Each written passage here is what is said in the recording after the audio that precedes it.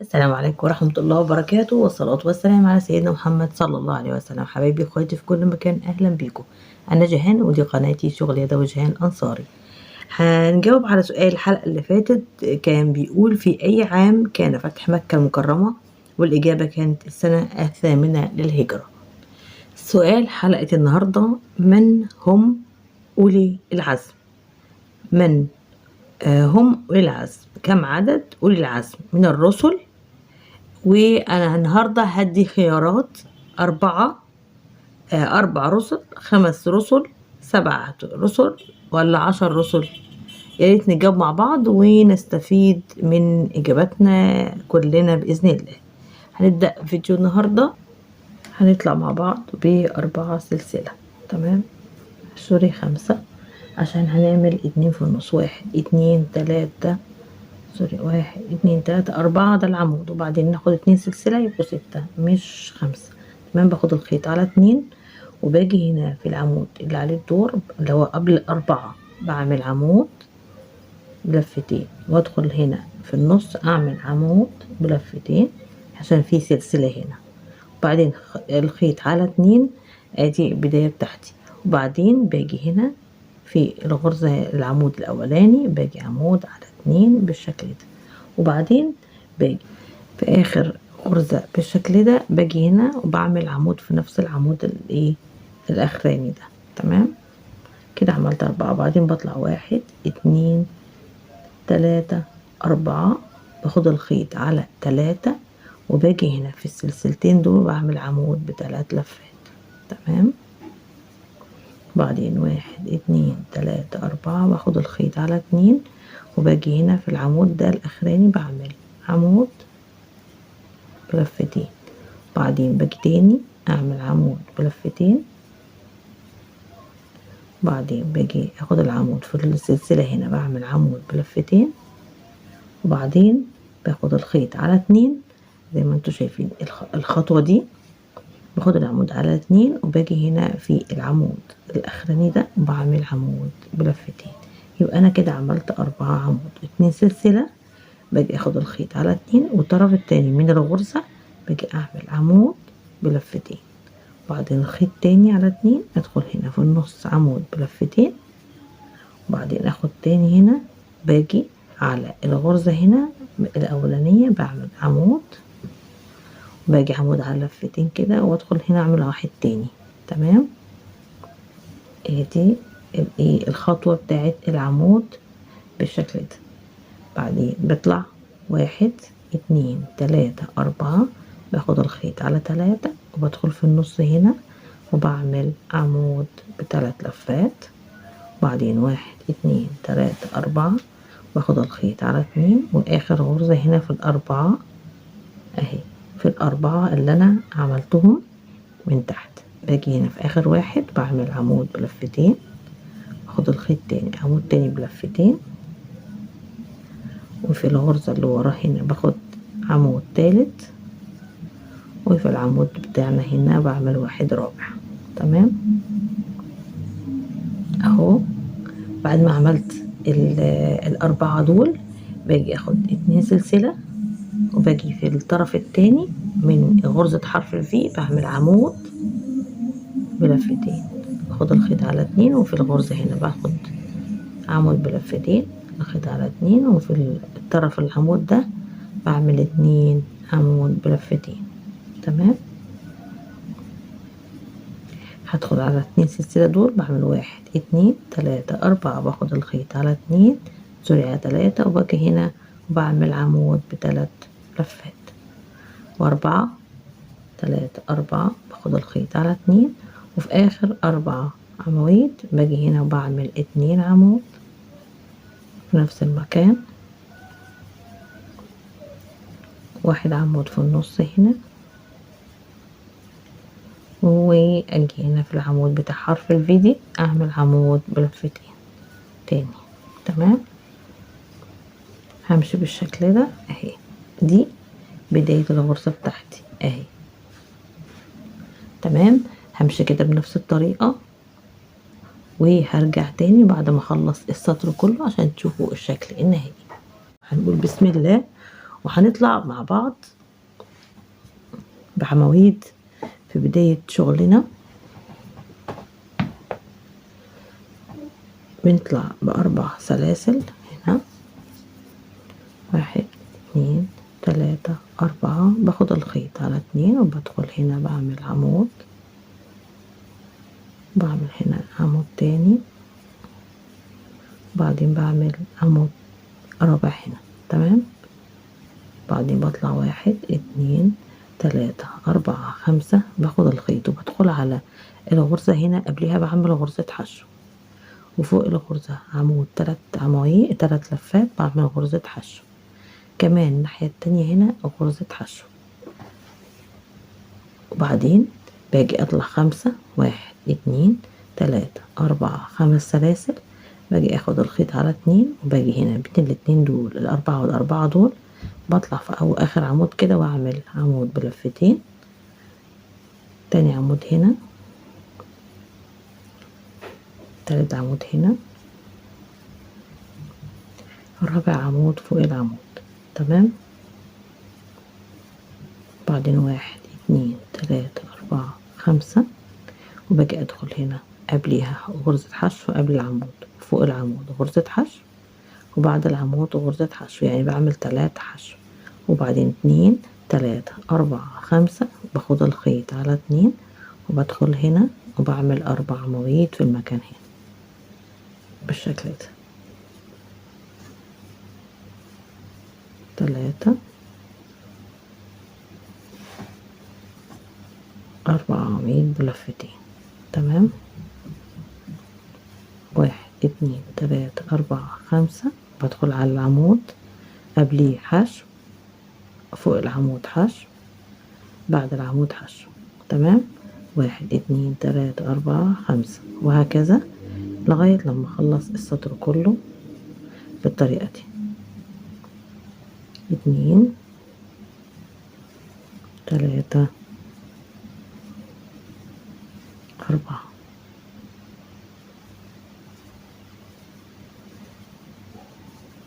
هكمل انا بالطريقة دي اهي بنفس الطريقة. 4 3 حشو، 4 3 حشو في النص هنا. تمام. اكمل انا وارجع لكم تاني. طبعا غرزة العنكبوت واضحة معانا من اول هنا اهي، اشتغلت معانا بالشكل ده اهي، غرز عنكبوت بالطريقة دي من اول هنا، وهنقفلها مع بعض باذن الله. اكمل السطر وهرجع لكم تاني.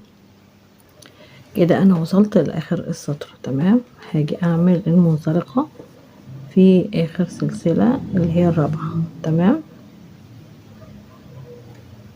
وانا خلصت الغرزة بتاعتي وهبدأ السطر الجديد. تمام.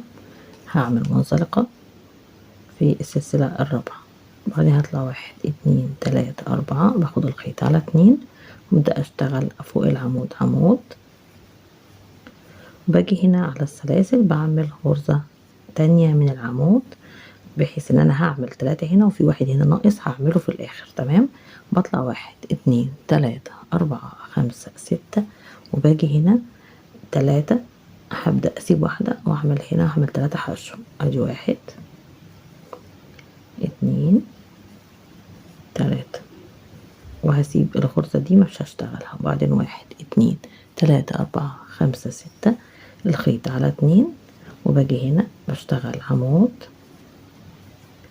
وباجي على العمودين بشتغلهم فوق كل عمود عمود، كمان عمود،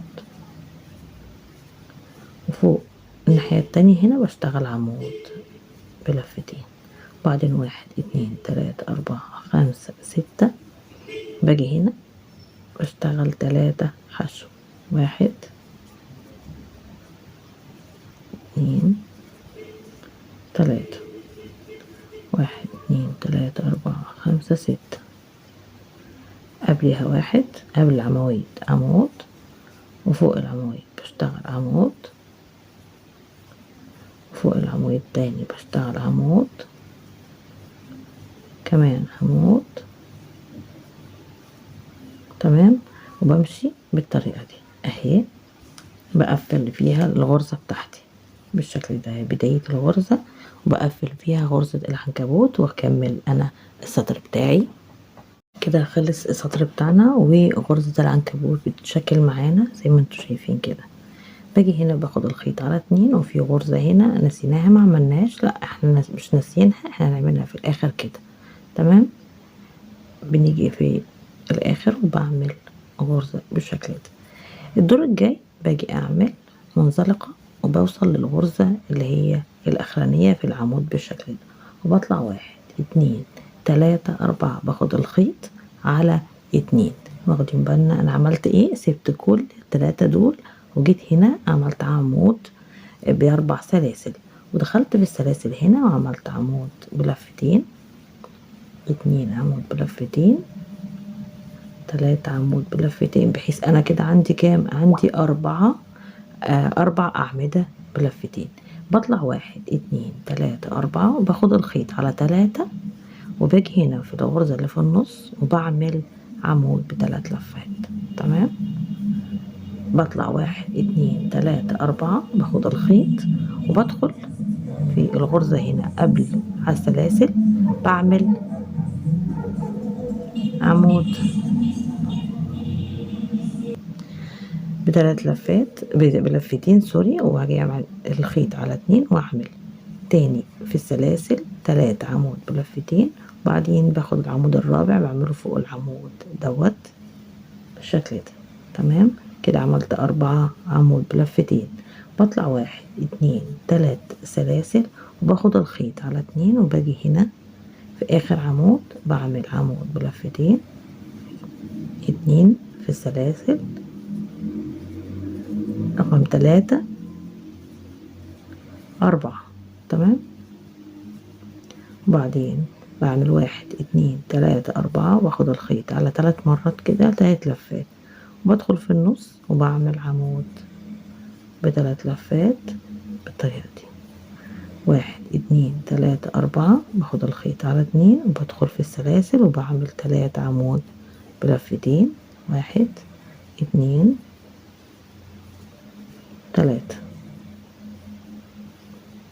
بعدين باخد الخيط على 2 وبدخل هنا بعمل عمود بالشكل ده. تمام، بطلع 1 2 3 سلاسل وبعمل نفس الايه اللي عملته الناحية التانية، عمود بلفتين كده وبدخل في السلاسل بعمل اكمل ال4 ب3 عمود بلفتين في السلاسل. تمام، ادي الطريقة بتاعت السطر ده اهي. هكمل انا بالشكل ده كده. قفلت انا بالطريقة دي، قفلت الغرزة بتاعت الايه العنكبوت بالطريقة دي. بكمل السطر وهنكمل مع بعض فيديو النهاردة. تمام، خلصت انا السطر وهاجي على اخر السطر هنا الجزء الاخراني وهعمل 3 وهعمل منزلقة. تمام، في السلسلة الرابعة بالشكل ده. هاجي بعد كده انا هعمل في الجزء دوت والعمود دوت بطلع 1 2 3 4 وازود 2 يبقوا 6، واخد الخيط على 2 وفي الاخر هنا بعمل عمود بلفتين، باخد الخيط تاني وادخل هنا اعمل عمود بلفتين 3 كده 4. تمام، بعدين 2 سلسلة وباجي الناحية التانية برضو بعمل 4 عمود بلفتين. تمام، 1 2 3 4 هنا فوق العمود دوت الرابعة. تمام، دي بداية السطر الجديد. بعدين 2 سلسلة باجي هنا اعمل عمود بلفتين في العمود الاخراني، بعدين 2 سلسلة باجي عمود في النص هنا عمود بلفتين، بعدين 2 سلسلة باجي هنا عمود بلفتين في الغرزة التانية العمود التاني كده، وبعدين 2 سلسلة وباجي هنا بعمل 4 عمود واول 4 في العمود ده، وبعدين بدخل داخل هنا بعمل 3 عمود بلفة. تمام 3. بعدين 2 سلسلة، باجي اخد الخيط الفه مرتين وادخل هنا برضو واعمل 4 عمود بلفتين. تمام 3 4 عمود بلفتين بالشكل ده. تمام انا كده بشتغل زي ما انتوا شايفين. باجي في الغرزة اللي هي الاتنين دول هنا بعمل عواميد 3. تمام الجزء ده بعمل فيه 3 عواميد، والجزء ده بعمل فيه وحدتين من 4 عواميد. تمام هكرر معاكم السطر بتاعنا. بعمل هنا بداية السطر هنا بعمل 2 سلسلة وباجي اخد عمود بلفتين هنا. تمام بعدين 2 سلسلة وعمود بلفتين في النص، 2 سلسلة وعمود بلفتين فوق العمود ده الاولاني. تمام كده 3 عمود اهم في النص. تمام بعدين 2 سلسلة باجي اخد هنا ادخل على الغرزة بتاعتي وبعمل 8 كده، 4 الناحية دي و4 الناحية التانية. تمام 3 4 بعدين 2 سلسلة و4 الناحية التانية. طبعا مركزين الفكرة بتاعة السطر بتاع الغرزة. طبعا انت بتعملي الوان زي ما انت عايزة للمفرش حسب الديكور اللي عندك. فالالوان انا تركها ليكي، جبت اللون الاحمر وعملت لون ابيض في الشغل بتاعي. الرسمة باللون الاحمر موجودة على الفيديو ومعايا في التصوير، ودلوقتي انا بوريكم اللون الابيض كمان عشان يبقى شايفاه بلون احمر شكله ايه وباللون الابيض ممكن يكون ايه. عملتلك ايه يعني صورته بالاحمر واشتغلت بالابيض. تمام اكمل انا بنفس الترتيب ده لغايه الاخر، ويعني نرجع مع بعض نشوف الاخر السطر شكله عامل ازاي. كده خلصت السطر بتاعي وباجي اعمل هنا منزلقه 1 2 3 4 بحيث ان انا عندي كده 4 عمود بلفه. تمام كده السطر بتاعي انتهى، وعملت الغرزة بتاعت العنكبوت هنا اهي كاملة. حابة توقفي لغاية هنا وتعملي كنار عادي جدا من مثلا 7 عواميد او حاجة وتعمليها غرزة حشو زي الفستونة كده كفينش بس، وتستلمي كده المفرش زي كده. تمام عايزة تكملي معايا اللوب كملي بإذن الله. تمام اشوفكم على خير بإذن الله، والى اللقاء مع تحيات جهاد أنصاري.